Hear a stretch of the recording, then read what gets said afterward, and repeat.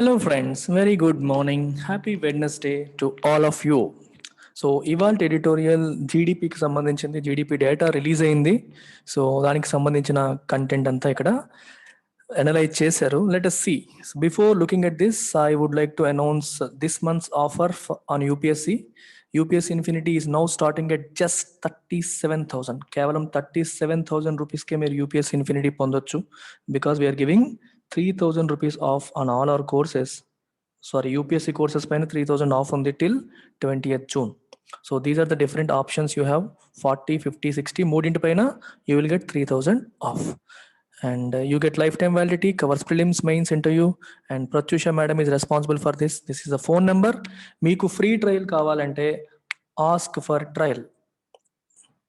Ask for free demo of the app. యాప్కి మీకు access ఇస్తారు. మేడంకి ఈ నెంబర్ కాల్ చేస్తే యూజర్ ఐడి పాస్వర్డ్ క్రియేట్ చేసి ఇస్తారు. 1 day, ఒక రోజు మీరు చూడొచ్చు, చూసి నచ్చితే జాయిన్ కావచ్చు. So let's look at today's editorial. The title says tenuous revival. Revival అంటే అర్థం ఏంటి? ఏదన్నా బాగా పడిపోయింది, దిగజారింది అనుకోండి, మళ్ళీ తేరుకుంటే దాన్ని రివైవల్ అంటాం. ఎకానమీ, జీడిపి అనేది కాంట్రాక్షన్లోకి వెళ్ళిపోయింది. కోవిడ్-19 వల్ల మనకి లాస్ట్ ఇయర్ ఏం చేసాం? లాక్డౌన్స్ విధించాం. లాక్డౌన్స్ విధించడం వల్ల ఎకానమీ కాంట్రాక్ట్ అయింది. సో నెగిటివ్లోకి వెళ్ళిపోయింది. అలా నెగిటివ్లోకి వెళ్ళిపోయిన ఎకానమీ కాస్త మళ్ళీ తేరుకుంది, రివైవ్ అయ్యింది. దాన్ని టెన్యూస్ రివైవల్ అని చెప్పి అన్నారు. టెన్యూస్ అని ఎందుకన్నారు? వీక్, అనుకున్నంతగా లేదు, వీక్గా రివైవ్ అయింది. ఓకే, చాలా వీక్గా, లైట్గా రివైవ్ అవుతుంది, స్ట్రాంగ్గా కాదు. It is a week revival. అందుకే ఇక్కడ ఏం వాడారు? టెన్యూస్ రివైవల్ అనే పదం వాడడం జరిగింది. Creating jobs and boosting incomes along with vaccination can sustain the economy. మరి వీక్ రివైవల్ అంటున్నారు అంటే అనుకున్నంతగా ఇంకా రివైవ్ అవ్వలేదు, పాత పద్ధతిలోకి ఇంతకుముందు ఎంత గ్రో అయ్యేదో అంత గ్రోత్ పాత్లోకి రాలేదు. మరి ఏం చేయాలి? క్రియేటింగ్ జాబ్స్ క్రియేట్ చేయాలి. జాబ్స్ క్రియేట్ చేయాలంటే గవర్నమెంట్ ఎక్కువ ప్రాజెక్ట్స్ తీసుకురావాలి. ప్రాజెక్ట్స్ తీసుకొచ్చినప్పుడు ఆటోమేటిక్గా జాబ్ క్రియేషన్ జరుగుతుంది. ఇన్కమ్ బూస్ట్ చేయాలి. ఇన్కమ్ ఎలా బూస్ట్ అవుతుంది? బై డైరెక్ట్ ట్రాన్స్ఫర్ ద్వారా బూస్ట్ చేయొచ్చు, లేదా జాబ్స్ క్రియేట్ చేయడం వల్ల కూడా వాళ్ళకి శాలరీస్ వస్తాయి, దాని ద్వారా కూడా ఇన్కమ్ అనేది బూస్ట్ అవుతుంది. బూస్ట్ అంటే స్ట్రెంథెన్. అలాంగ్ విత్ వ్యాక్సినేషన్, వీటితో పాటు వ్యాక్సినేషన్ కూడా. వ్యాక్సినేషన్ చేయడం వల్ల ఏంటి advantage? People are spending all their money for COVID. Health related expenditure మాత్రమే అవుతుంది. మనీ లేకపోవడం వల్ల, హెల్త్కి ఏమవుతుందన్న భయం వల్ల వేరే ఏ రంగాల్లో కూడా ఖర్చు పెట్టట్లేదు, భయపడిపోతున్నారు. ఒక టీవీ కొనుక్కుందాం అనుకుంటారు, అమ్మో కరోనా వస్తుందేమో, దానికి అప్పుడు డబ్బులు కావాలి, పక్కన పెట్టుకుందాం. ఫ్రిడ్జ్ కొనుక్కుందాం, ఆగిపోతారు. మోటార్ బైక్ కొనుక్కుందాం, ఆగిపోతారు. సో ఇలా కొనాలనుకున్నవన్నీ కూడా కొనకుండా ఉండిపోవడం వల్ల కన్జంప్షన్ అనేది తగ్గిపోతుంది. కన్జంప్షన్ తగ్గిపోయినప్పుడు ఆటోమేటికల్గా మనకి సేల్స్ తగ్గిపోతాయి. సేల్స్ తగ్గిపోయినప్పుడు ప్రొడక్షన్ తగ్గిపోతుంది. అది జీడిపి డీగ్రోత్కి దారితీస్తుంది. ఇవన్నీ జరిగితేనే ఎకానమీ అనేది సస్టైన్ అవుతుంది, నిలబడుతుంది, గ్రోత్ అనేది కంటిన్యూ అవుతుంది అని అర్థం. The national income estimates released by the NSO, national statistical office, posit అంటే to put forward as a fact, ఒక ఫ్యాక్ట్ లాగా మన ముందు పెట్టడం. Posit an economy that appears to have found some footing in the January-March quarter before the pandemic's second wave hit. మనకి ఏప్రిల్లో pandemic యొక్క second wave మళ్ళీ వచ్చేసింది. దానికి ముందు జనవరి-మార్చ్ క్వార్టర్లో మన economy seems to have found some footing. If you find your footing, which means, ఇప్పుడు మీకు ఎలా చెప్తారంటే, లెట్ అస్ సే క్రికెట్ మ్యాచ్ అవుతుంది, ఇండియన్స్ ఇంగ్లాండ్ వెళ్ళారు. ఇంగ్లాండ్ వెళ్ళిన తర్వాత అక్కడ డిఫరెంట్ కండిషన్స్ ఉంటాయి. అక్కడేమో బాల్ స్వింగ్ అవుతుంది, మనలాగా ఉండదు, చల్లటి ప్రదేశం. మన వాళ్ళేమో ఇక్కడ ఆడడానికి బాగా అలవాటు పడిన వాళ్ళు, అక్కడేమో ఆడలేకపోతున్నారు అనుకోండి. 4-5 ప్రాక్టీస్ మ్యాచ్లు ఆడారు. ప్రాక్టీస్ మ్యాచ్లు ఆడిన తర్వాత ఫైనల్గా అప్పుడు రోహిత్ శర్మ తనకి అక్కడ బంతి మూమెంట్కి, అక్కడ కండిషన్స్కి తగ్గట్టుగా అలవాటు పడ్డాడు అనుకోండి. మనం ఏం చెప్తాం? He was finally able to find his footing, అంటే ఆ పరిస్థితులు తగ్గట్టుగా నిలబడగలిగాడు అని అర్థం అనమాట. ఇప్పుడు economy finally found some footing అంటే మెల్లగా మళ్ళీ తేరుకుంది. కోవిడ్-19 వల్ల ఇంపాక్ట్ నుంచి, దెబ్బల నుంచి తేరుకొని ఫైనల్గా ఇప్పుడు మళ్ళీ ఫామ్లోకి వచ్చింది. It is able to stand అని అర్థం. అర్థమైందా? It is able to stand now, find some footing అంటే కొంచెం దానికి ఒక సపోర్ట్ వచ్చింది, ఇప్పుడు నిలబడగలిగింది అనే సెన్స్లో మీరు తీసుకోవచ్చు. GDP expanded by 1.6% in the final quarter of the last fiscal, an acceleration from the 0.5% growth in the preceding 3-month period that marginally softened the extent of the full year's record contraction to 7.3%. So numbers చాలా వచ్చేసాయి. And ఈ నెంబర్లన్నీ మీకు exam point of వ్యూలో చాలా important. GDP ఏమైందంట? Expand అయింది. Expand అంటే అర్థం ఏంటి? పెరిగింది. ఎంత? 1.6%. దేంతో కంపేర్ చేస్తే? లాస్ట్ ఇయర్ ఈ క్వార్టర్తో. ఎప్పుడు కూడా జీడిపి గ్రోత్ ఎలా చెప్తారు? Year on year growth. అంటే ఈ సంవత్సరం జనవరి మార్చ్ లాస్ట్ ఇయర్ జనవరి మార్చ్ క్వార్టర్తో కంపేర్ చేస్తే 1.6% పెరిగింది. Okay, in the final quarter of last fiscal. Last fiscal అంటే లాస్ట్ ఫైనాన్షియల్ ఇయర్ అని అర్థం. లాస్ట్ ఫైనాన్షియల్ ఇయర్ అంటే అర్థం ఏంటి? ఏప్రిల్ 2020 నుండి మార్చ్ 2021. ఆ ఫైనాన్షియల్ ఇయర్లో, ఆర్థిక సంవత్సరంలో చిట్ట చివరి క్వార్టర్ అంటే జనవరి, ఫిబ్రవరి, మార్చ్, జేఎఫ్ఎం అంటాం. January, February, March. April, May, June AMJ first quarter. July, August, September second quarter. October, November, December third quarter. January, February, March. JFM, OND, JS, AMJ. మేము కార్పొరేట్లో పనిచేసేటప్పుడు ఇలా అనేవాళ్ళు, ఓఎన్డీకి ఏంటి, జేఎంకి ఏంటి అంటే. జేఎఫ్ఎం అంటే జనవరి, ఫిబ్రవరి, మార్చ్ అని. అలా an acceleration from the 0.5% growth 0.5% growth in the preceding 3-month period. Preceding 3 month అంటే అర్థం ఏంటి? ఓఎన్డి. అక్టోబర్, నవంబర్, డిసెంబర్లో 0.5% గ్రోత్ వచ్చింది. ఇప్పుడు ఎంత పెరిగింది? 1.6%. సో దీంతో కంపేర్ చేసి ఇది పెరిగింది కాబట్టి ఏమన్నాడు? యాక్సలరేషన్ అన్నాడు. And this that marginally soften the extent of full years record contraction to 7.3%. దీని అర్థం ఏంటి? మార్జినల్లీ అంటే కొంచెం లైట్గా. సాఫెన్ అంటే ఒక రఫ్గా ఉండేదాన్ని సాఫ్ట్గా చేయడం అనే సెన్స్లో. అంటే నెగిటివ్గా ఉండే ఈవెంట్ని స్లైట్గా పాజిటివ్ చేయడం. నెగిటివ్గా ఉండే ఈవెంట్ అంటే అర్థం ఏంటి? లాస్ట్ ఇయర్ మీకు గుర్తుంటే ఫస్ట్ క్వార్టర్లో 24.5 అనుకుంటా, అప్రాక్సిమేట్గా 24.5% కాంట్రాక్షన్ వచ్చింది ఏప్రిల్, మే, జూన్. ఎందుకంటే ఫుల్ మార్చ్ 24న కంప్లీట్ లాక్డౌన్ విధించేశారు. సో జూన్లో పార్షియల్గా లిఫ్ట్ చేశారు. సో ఏప్రిల్, మే కంప్లీట్గా లాక్డౌన్ అయిపోవడం వల్ల ఆల్మోస్ట్ 24.5% కాంట్రాక్షన్. ఆ తర్వాత ఏమో 7.5% కాంట్రాక్షన్ అంతా వచ్చింది నెక్స్ట్ క్వార్టర్ కూడా. ఆ తర్వాత 0.5% గ్రోత్, 1.6% గ్రోత్. ఇలా ఓవరాల్గా మీరు యావరేజ్ తీసుకుంటే ఎంత అయింది? 7.3% కాంట్రాక్షన్ అయ్యింది. That's what he is trying to tell us, right? Marginally softened అన్నారు. ఎందుకు సాఫెండ్? ఇక్కడే యాక్చువల్గా ఇది ఒకటే తీసుకుంటే మీకు చాలా ఎక్కువ కాంట్రాక్షన్. తర్వాత కూడా 10% మైనస్, మళ్ళీ 8% మైనస్, ఫుల్ మైనస్లు ఉన్నాయనుకోండి, ఇంకా ఎక్కువ కాంట్రాక్షన్ వచ్చేది. లాస్ట్ 2 quartersలో కొంచెం పాజిటివ్ రావడం వల్ల ఓవరాల్ నెగిటివ్ కొంత తప్పింది. అందుకే మార్జినల్లీ సాఫెండ్ అని చెప్పి రాశారు. ఏ కాంటెక్స్లో రాశారు అనేది చూసుకుంటే మనకి ఈజీగా అర్థమైపోతుంది. The center had earlier projected full year GDP to contract by 8%. Centre ఇంతకుముందు ఏమనుకుంది? 8% కాంట్రాక్ట్ అవుతుంది ఫుల్ ఇయర్ జీడిపి అని చెప్పి ప్రొజెక్ట్ చేసింది. ఇక్కడ మీరు టెన్స్ అబ్జర్వ్ చేశారా? ఇది ఏ టెన్స్లో ఇచ్చారు? Had projected, past perfect tense. ఇప్పుడు 7.3% వచ్చింది. దీనికంటే ముందు ఎంత కాంట్రాక్ట్ అవుతుందని సెంటర్ ప్రిడిక్ట్ చేసింది. అంటే ఒకదానికంటే ముందు గతంలో జరిగిన 2 విషయాలు ఒకదానికంటే ముందు ఇంకోటి జరిగింది అని చెప్పడానికి పాస్ట్ పర్ఫెక్ట్ టెన్స్ మనం వాడతాం. 8% కాంట్రాక్ట్ ఉందని ప్రొజెక్ట్ చేసింది, దానికంటే బెటర్గా 7.3%తో ఎండ్ అయింది. There was a 3.7% growth in fourth quarter gross value added with all but 2 of the economies 8 broad sectors posting expansions. ఇప్పుడు మీకు కొంత వర్క్. 8 బ్రాడ్ సెక్టర్స్ అని రాశారు కదా, ఈ 8 బ్రాడ్ సెక్టర్స్ ఏంటి అని మీరు కామెంట్ సెక్షన్లో రాయాలి. First work. రెండోది గ్రాస్ వాల్యూ యాడెడ్ అని రాశారు. గ్రాస్ వాల్యూ యాడెడ్కి జీడిపికి ఉన్న రిలేషన్ ఏంటి రాయాలి, ఫార్ములా రాయాలి. గ్రాస్ వాల్యూ యాడెడ్ నుంచి జీడిపి ఎలా వస్తుంది? ఈ 2 మీకు హోంవర్క్ లాగా మీరు గూగుల్ చేస్తారా, ఏం చేస్తారా చదవండి, put it in comment section.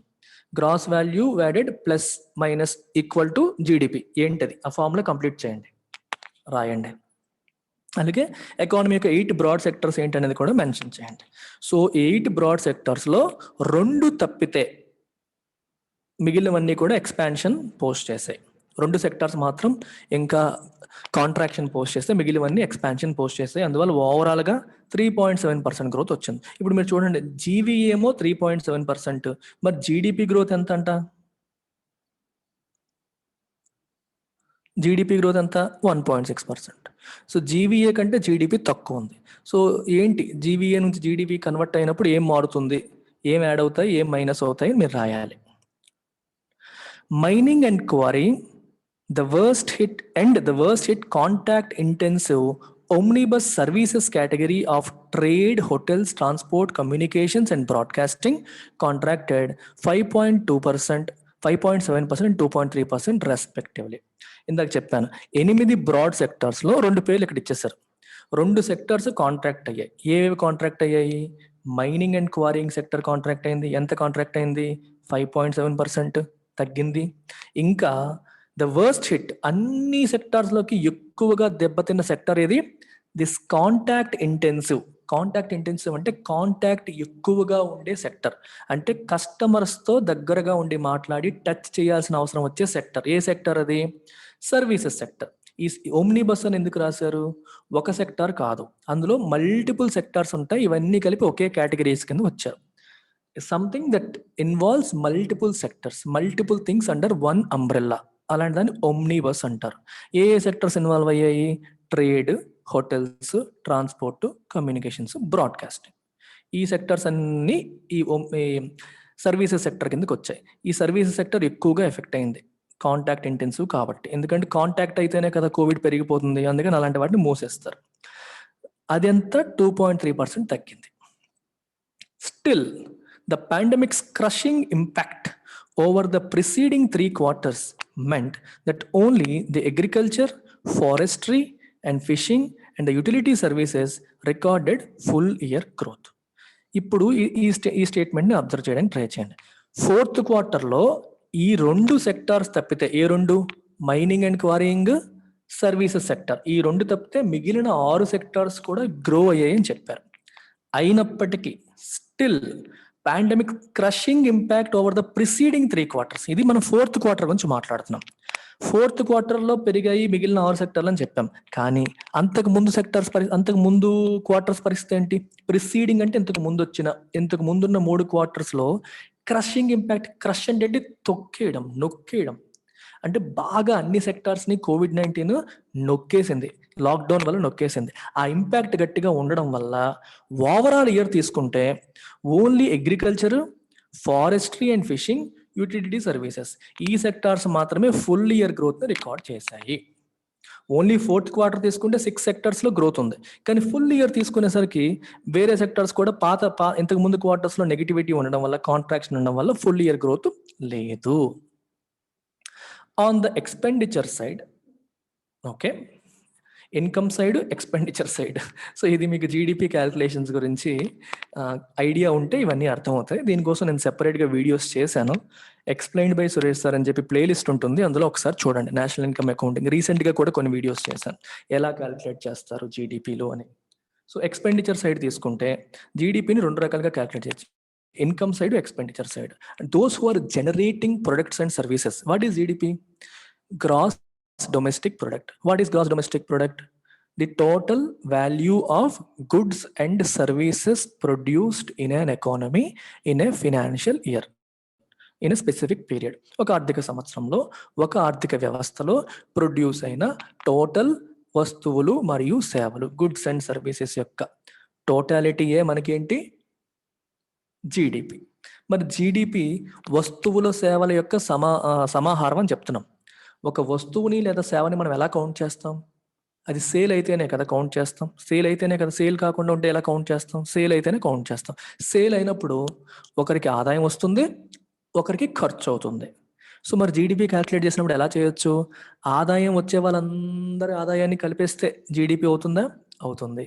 లేదా ఎక్స్పెండిచర్ సైడ్ ఖర్చు పెట్టే వాళ్ళందరిది కలిపేసినా జీడిపి అవుతుంది. So you can look at expenditure side and find out GDP. You can also look at income side and also find out GDP. Expenditure side చూస్తే, ఇక్కడ on the expenditure side అంటే ఇప్పుడు నేను చెప్పిన విధానంలో చూస్తే private consumption spending appeared to have rebounded to growth for the first time in 4 quarters, posting an expansion of 2% that moderated the full year's contraction to 9.1%. Private consumption spending. What is the meaning of this? Private consumption spending అంటే spending by house holds.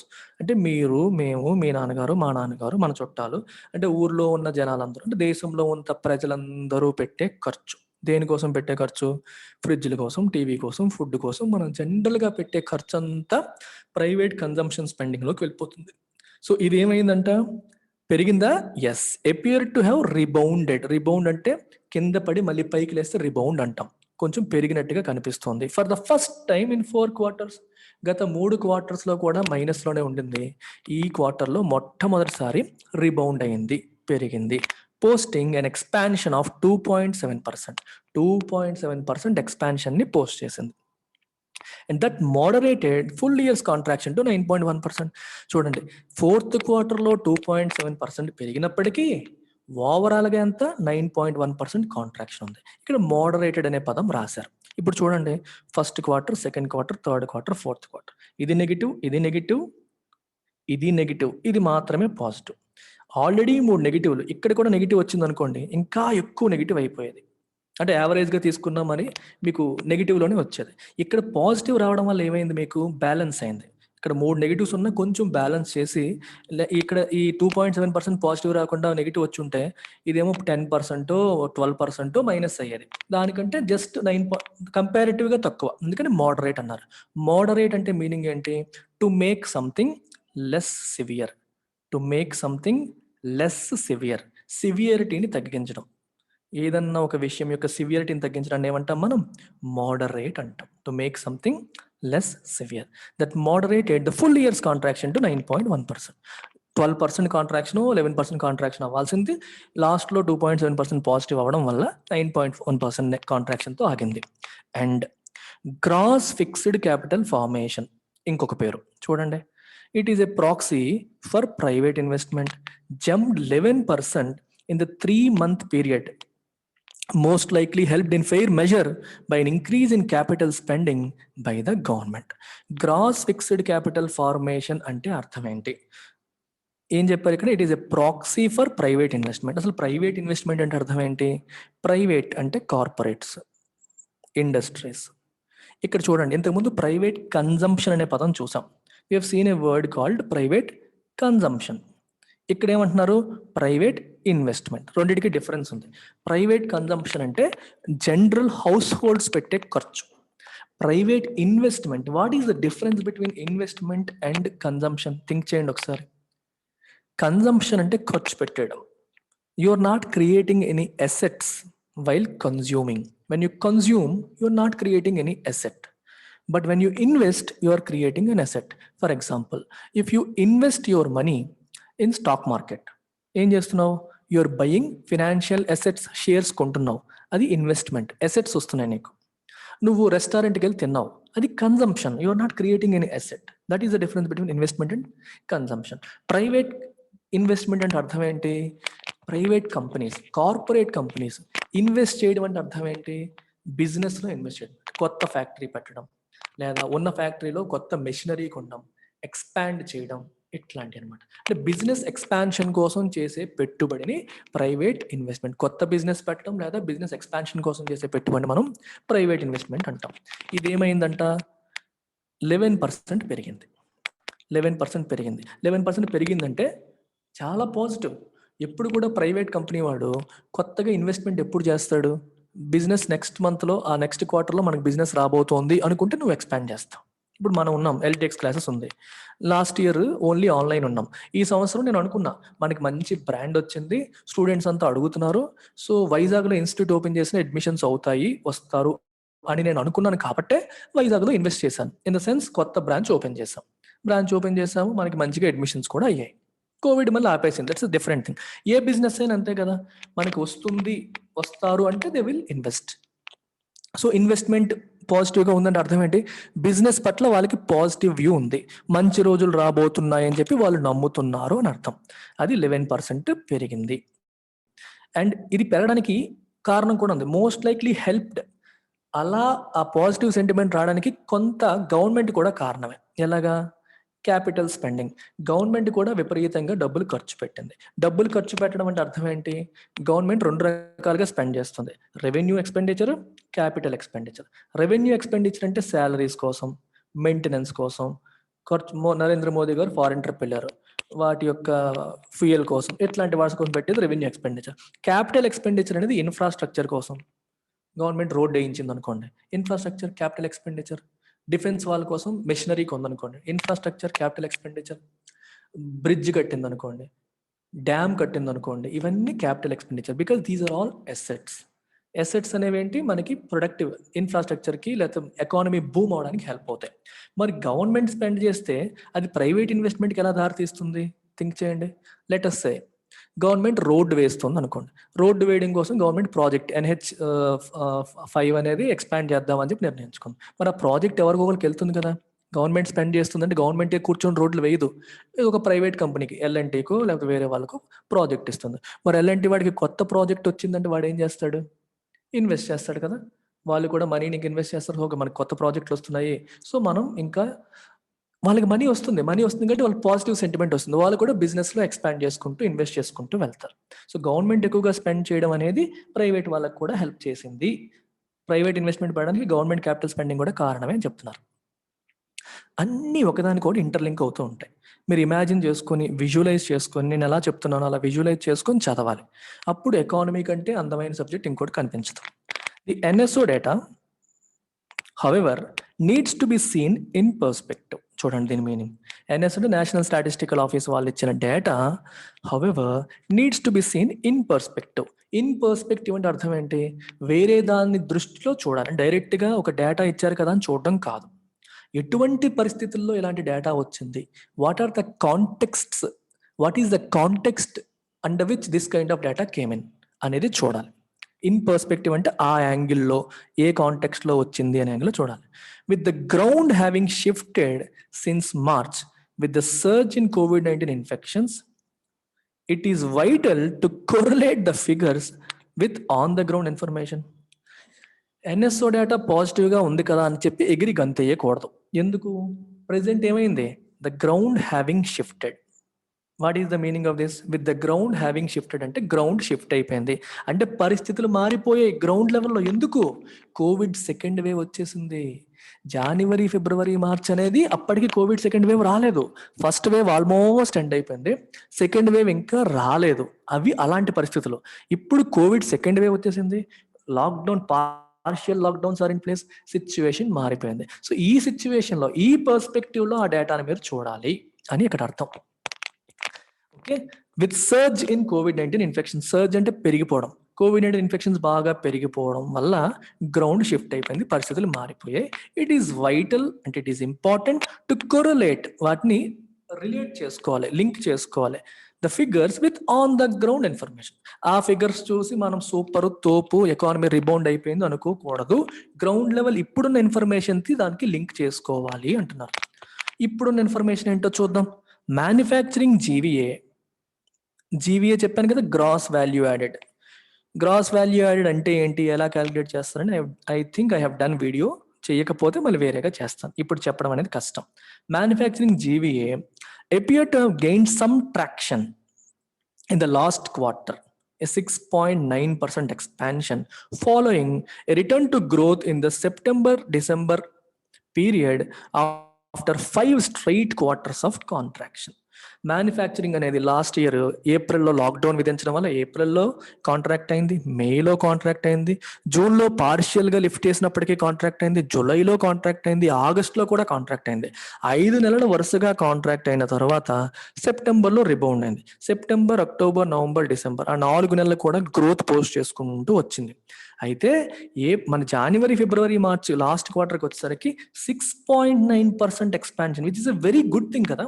6.9% grow అయింది. దేంతో compare చేస్తే అంతకు ముందు సంవత్సరం 2019-20 last క్వార్టర్తో compare చేస్తే 6.9% ఎక్స్పాన్షన్ని post చేసింది. అందుకే ఇక్కడ ఏం రాస్తారు, manufacturing GV appear to have gained some traction. Gain some traction అంటే అర్థం ఏంటి? కొంచెం బలం పుంజుకున్నట్టుగా ఉంది. ఇందాకలాగే seems to have found its footing అన్నారు చూడండి, అలాంటి మీనింగే వస్తుంది. ఫర్ ఎగ్జాంపుల్ ఎల్టెక్స్ క్లాసెస్ గత 1 year నుంచి యూట్యూబ్లో వీడియోస్ పెడుతూ ఉంది. Editorial analysis, Hindu analysis, economy videos, history videos, current affairs పెడుతూ ఉన్నాం. Over a period of time more and more number of people got to know about ఎల్టెక్స్ classes. AP తెలంగాణలో ఇప్పుడు 31,000 మంది సబ్స్క్రైబర్స్ ఉన్నారు. రోజు 1100-1200 మంది ఎడిటోరియల్ అనాలిసిస్ చూస్తున్నారు. మనం ఏం చెప్తాం? Over a period of time ఎల్టెక్స్ classes seems to have found some traction, అంటే మెల్లగా పాపులర్ అయ్యింది, అంటే మెల్లగా తనకంటూ ఒక ఫుటింగ్ వచ్చింది, తనకంటూ ఒక బలం చేకూరింది, అలాంటి మీనింగ్ వస్తుంది. మ్యానుఫ్యాక్చరింగ్ జీవీఏకి మెల్లగా బలం చేకూరినట్టుగా అనిపించింది లాస్ట్ క్వార్టర్లో. Following return to growth in this period. September నుంచి గ్రోత్కి రిటర్న్ అయింది. ఇప్పుడు 6.9% ఎక్స్పాన్షన్, మంచి సాలిడ్ ఫుటింగ్ తనకు వచ్చినట్టుగా కనిపిస్తుంది. ఇది పాజిటివ్ న్యూస్. మరి నెగిటివ్ న్యూస్ ఏంటి? ఈ పాజిటివ్ న్యూస్ ఎప్పటిది? జనవరి, ఫిబ్రవరి, మార్చ్. నెగిటివ్ న్యూస్ చూద్దాం. డిసప్పాయింటింగ్లీ, ఇది పాజిటివ్ అయిపోయింది, ఇప్పుడు నెగిటివ్కి వచ్చాను. IHS markets manufacturing PMI survey for May showed the key sector. ఏంట key sector? అదే facing the prospect of stagnation as weakening demand pushed increases in new orders and output to 10-month lows. అరే disappointingly, నిరుత్సాహపరుస్తూ IHS Markit's manufacturing PMI survey ఒక keyword వచ్చింది. అసలు ఈ కథ ఏంటి? మ్యానుఫ్యాక్చరింగ్ పిఎంఐ సర్వే అంటే అర్థం ఏంటి? ఐహెచ్ఎస్ మార్కెట్ అంటే ఎవరు? వీళ్ళు ఏం చేస్తారు? ఒకసారి చూద్దాం. ఐహెచ్ఎస్ మార్కెట్ అనేది ఒక కంపెనీ. సో వీళ్ళు మ్యానుఫ్యాక్చరింగ్ పిఎంఐ చేస్తారు, సర్వీసెస్ పిఎంఐ చేస్తారు. ఎలా చేస్తారంటే వీళ్ళు ఏ సెట్ ఆఫ్ క్వశ్చన్స్ తయారు చేసి ఇండస్ట్రీస్కి పంపిస్తారు. ఆల్మోస్ట్ 500 ఇండస్ట్రీస్కి పంపిస్తారు. ఈ క్వశ్చన్స్ అనేవి 5 కీ వేరియబుల్స్, 5 ఇంపార్టెంట్ ఆస్పెక్ట్స్ మీద అడుగుతారు క్వశ్చన్స్. ఏ ఆస్పెక్ట్స్ మీద అడుగుతారంట? New orders. అంటే ఫర్ ఎగ్జాంపుల్ ఒక మ్యానుఫ్యాక్చరింగ్ కంపెనీకి వీళ్ళు క్వశ్చనర్ పంపిస్తారు. కొత్త ఆర్డర్స్ మీకు ఏమైనా వస్తున్నాయా? పాజిటివ్గా ఉన్నాయా, నెగిటివ్గా ఉన్నాయా, ఎన్ని వస్తున్నాయి? అది ఒక క్వశ్చన్. 30% వెయిటేజ్ దానికి ఉంది. అవుట్పుట్, ఎంత ప్రొడక్షన్ అయ్యింది, దానికి వెయిటేజ్ 25%. ఎంప్లాయ్మెంట్ ఏమైనా పెంచారా, తగ్గించారా, కొత్త వాళ్ళని రిక్రూట్ చేశారా లేదా, 20%. సప్లయర్స్ డెలివరీ టైమ్స్, మీకు సప్లయర్స్ టైంకి అందిస్తున్నారా, అందించట్లేదా, 15%. మీరు ఏమేమి కొన్నారు, స్టాక్ ఆఫ్ ఐటమ్స్ పర్చేస్డ్, మీరు ఏమేమి కొన్నారు అనేది ఒకటి, ఇది 10%. సో ఈ 5 కీ ఏరియాస్ పైన క్వశ్చన్స్ పంపిస్తారు. ఈ క్వశ్చన్స్కి వాళ్ళు ఇచ్చే ఆన్సర్స్ బట్టి వీళ్ళు ఒక ఇండెక్స్ తయారు చేస్తారు. ఆ ఇండెక్స్ పేరే మ్యానుఫ్యాక్చరింగ్ పిఎంఐ. ఈ ఇండెక్స్ నెంబర్ గ్రేటర్ దాన్ 50 ఉందనుకోండి, ఈ PMI if it is greater than 50 it indicates expansion, అంటే పాజిటివ్ న్యూస్ అనమాట. బిజినెస్ ఎక్స్పాన్షన్ మోడ్లో ఉంది, అంటే ఎక్కువ స్టాక్స్ కొంటున్నారు, ఎక్కువ అవుట్పుట్ వెళ్తుంది, ఎక్కువ ఆర్డర్స్ వస్తున్నాయి, పాజిటివ్ న్యూస్. అది greater than 50. Less than 50 indicates contraction, అంటే బిజినెస్ ఇంత ముందుతో పోలిస్తే కాంట్రాక్ట్ అవుతుంది, పాజిటివ్గా లేదు అని అర్థం. అర్థమైందా? ఇప్పుడు లాస్ట్ ఇయర్ ఏమో 60 ఉంది, లాస్ట్ మంత్ 60 ఉంది, ఈ మంత్ 70 ఉంది అనుకోండి, అంటే లాస్ట్ మంత్ కంటే ఈ మంత్ ఇంకా పాజిటివ్గా ఉంది. లాస్ట్ మంత్ 60 ఉండి ఈ మంత్ 55 ఉంది అనుకోండి, లాస్ట్ మంత్తో పోలిస్తే తగ్గింది, కానీ ఓవరాల్గా ఎక్స్పాన్షన్లో ఉంది. ఈ ఫిగర్ని ఇలా మనం అర్థం చేసుకొని ముందుకు వెళ్ళాలి. ఓకేనా?